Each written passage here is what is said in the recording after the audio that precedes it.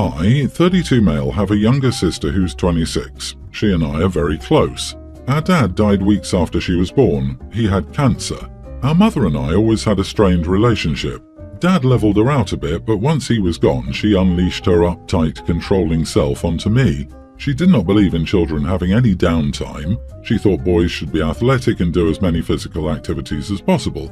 As a kid, she had me in basketball, football, hockey, karate, and boxing.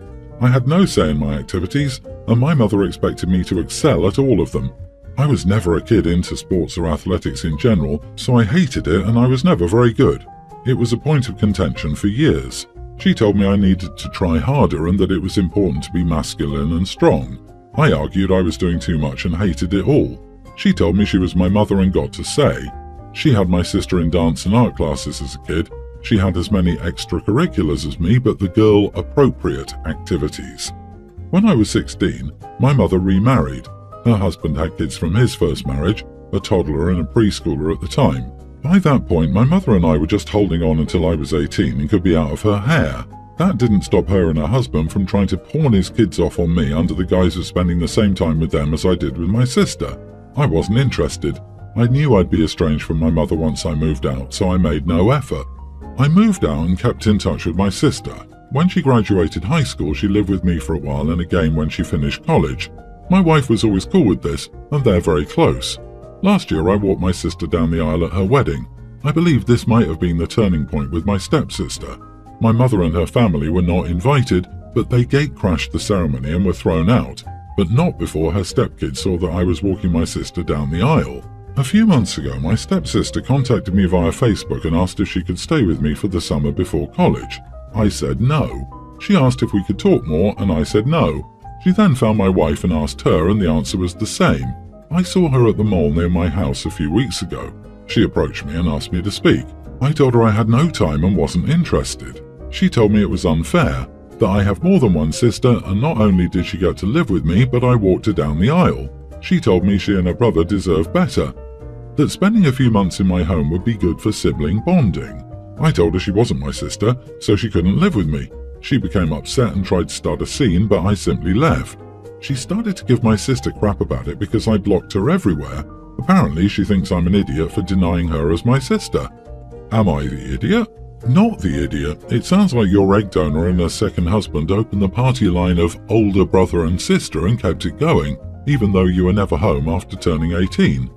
I feel for your stepsister, but she isn't your responsibility in any way, shape or form. Nothing wrong with the stepsister asking, but she does need to take no for an answer. I feel like the stepsister is desperate to stay with OP, so there's a chance OP's mother went full overbearing monster on them as well once OP and his sister were gone. No idiots here. Your step-siblings are growing up with the same mother you had to, so they might be experiencing some of the same problems and reaching out because they need help in getting away. You're not obliged to, but finding out why they also want to move away could be telling. Yeah, OP owes her nothing, but also, she's clearly desperate to get out of a bad situation, and OP said, "Screw off, I don't care how bad you have it." He's the idiot for that. I'm not sure why he didn't at least talk to her.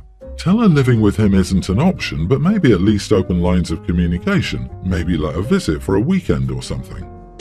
My boyfriend, 26, and I, 27 female, have been together for 5 years. I earn around $140,000 a year as a QA manager, and he makes $40,000 or $50,000 as a warehouse forklift driver.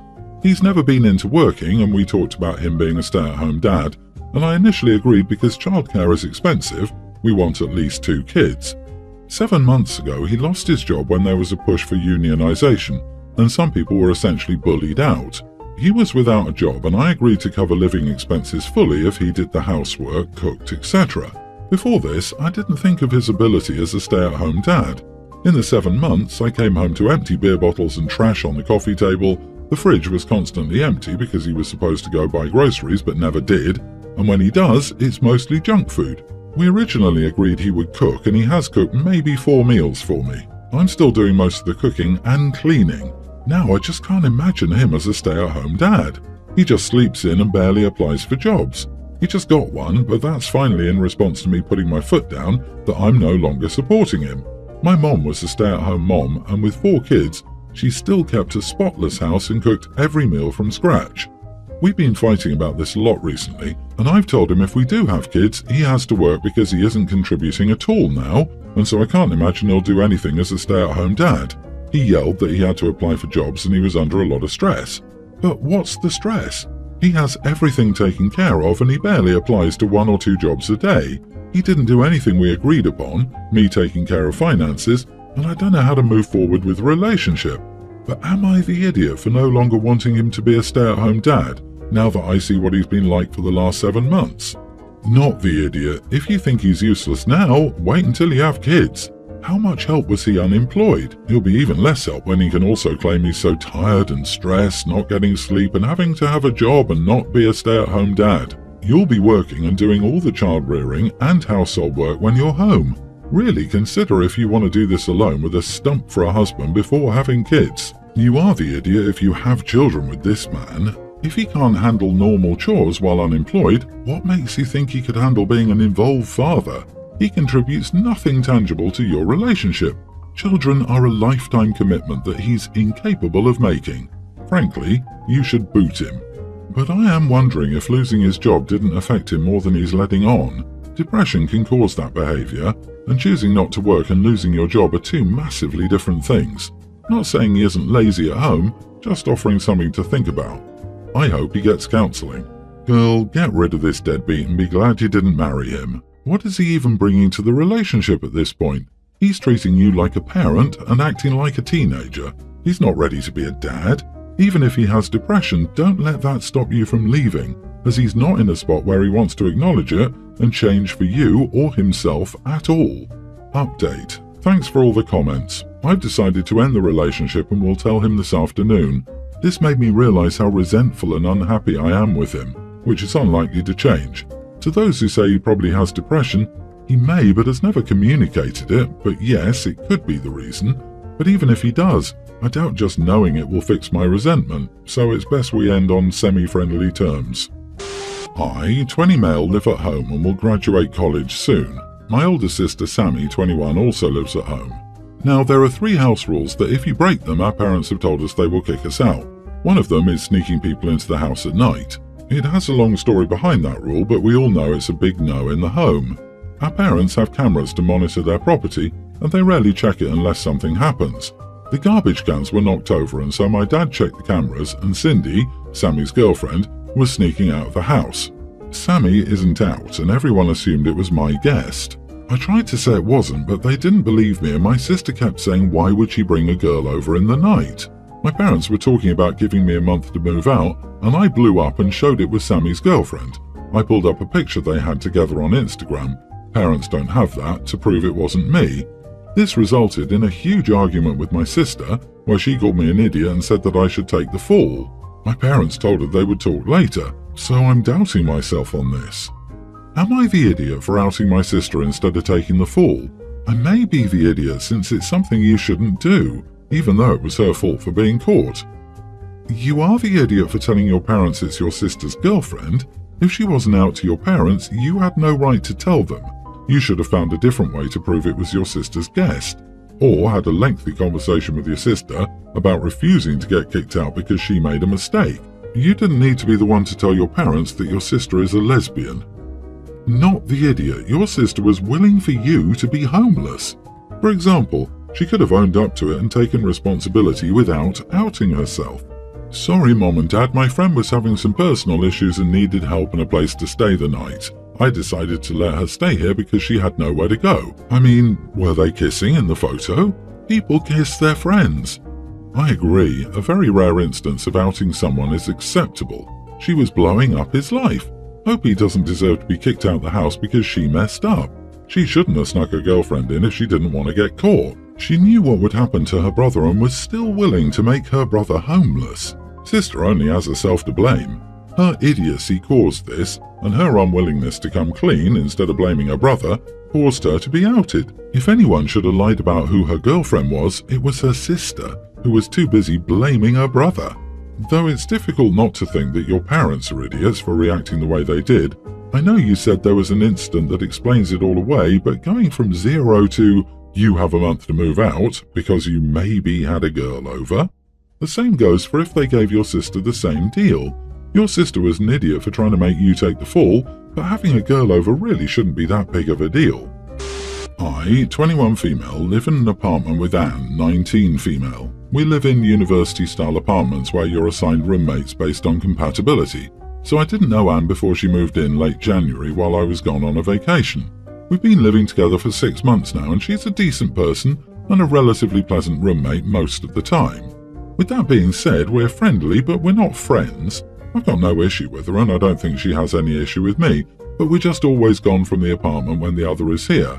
She's a student and part-time worker, and I'm a full-time worker, and we don't have much of anything in common. We tried to say we'll hang out and do this or that, but nothing ever materializes. This is a bit rambly, but it will become relevant. A couple of months ago, Anne's boyfriend, John, 20, was feeling poorly. I don't exactly know what happened, but she took him to the ER, and he racked up a couple of grand in medical bills. I understand that the situation wasn't life-threatening, but he needed some treatment and medication. As a student, John couldn't afford to pay the bills, and my roommate set up a GoFundMe for him. She told me about it, shared it with me, and I shared it on my social media pages to help spread the word for her and potentially get her some more donors. Apparently that wasn't good enough. Anne came up to me a couple of days ago talking about her and John doing something and led it into the subject of his ER visit and med bills. She told me she noticed that my name wasn't among the donors to his GFM and said if I was saving up for a bigger donation it would be better just to split it up and donate part now because John is trying to make a payment before the end of the month. It got really awkward, and I told her I wasn't saving to donate because I was trying to put all my funds together in preparation for moving across the country next week. I need my money for the trip and to tide me over until I secure work. Anne got angry, to say the least. She said I was selfish and had no empathy if I wouldn't even donate $20 to her boyfriend's debt. She said if I could afford to pay my last 3 months' rent at once, I could afford to spare some money for his bills that he can't afford and that he's poorer than me right now, so I need to help him. Honestly, I like helping people when I'm in the position to, but I'm not. On top of that, I only somewhat know Anne and barely know John, and half of what I've heard about him frankly isn't good, including how Anne has been contemplating for a month or so about dumping him. I have no clue if I'm being an idiot or not. Am I? Not the idiot. What kind of country puts a 20-something in debt over ensuring he wasn't dying? Barbaric. You're not required to pay for an unknown stranger's debt. It's a shame how expensive United States healthcare is, but that's also not your fault. Your roommate is an idiot for trying to manipulate you into giving her boyfriend money. Why doesn't John contact medical billing with the hospital to complete student income paperwork? Most of his debt would probably be waived away. Most universities in the US offer healthcare. I wonder why he didn't look into that. Also, kids can stay on their parents' insurance until they turn 26, if the parent carried them. But besides that, OP has no obligation to deal with another person's debt if he doesn't want to. Spoiler alert, the money isn't for medical bills. I worked in medical billing and he could get financial assistance from the hospital. And as far as GFM, they don't even pay out for 2 or 3 weeks after the closing date of it. It sounds like a very good thing she'll be moving across the country soon. Roomie and boyfriend sound like they would be drama. I was at an observation deck yesterday. It's one of those that has a glass floor as part of it. The guy was there trying to get his wife and kid to go on the glass floor so he could take a picture. The kid looked about 3 and terrified. His wife wasn't interested either. When she went to the bathroom, he picked up his kid and went on the glass floor. The kid was frozen stiff and looked pale as a ghost. The dad got his selfie though. When he walked by me, I was telling my boyfriend that if we got married and had kids and he did something so idiotic and traumatizing to our kids, I'd be angry. The guy overheard me and said I should mind my own business. I said I wasn't talking to him, but I did repeat myself and say that he was an idiot for putting his child in such a scary place when the kid didn't want to be there. By this time, his wife had come out and heard us arguing. Then she got angry at him for doing this against their kid's obvious desire. We walked away, but my boyfriend said I shouldn't have started crap with some random guy terrorizing his kid. Am I the idiot? Not the idiot. He interrupted a conversation you were having with your boyfriend. He chose to bring you into the situation, so you had the right to defend yourself on what you said in a private conversation. The guy was being a selfish idiot. Maybe you weren't the best source to hear it from, but he needed to hear it nonetheless. I believe the kid needs to hear it too. I mean, I agree OP isn't the idiot, but this reasoning is so dumb, LMAO. If you have a conversation about someone else who is within earshot, they definitely have the right to respond. OP absolutely started the altercation by talking about the dad where he can overhear. Again, I think doing this is totally justified in this situation, but let's not act like OP was minding their own business, lol.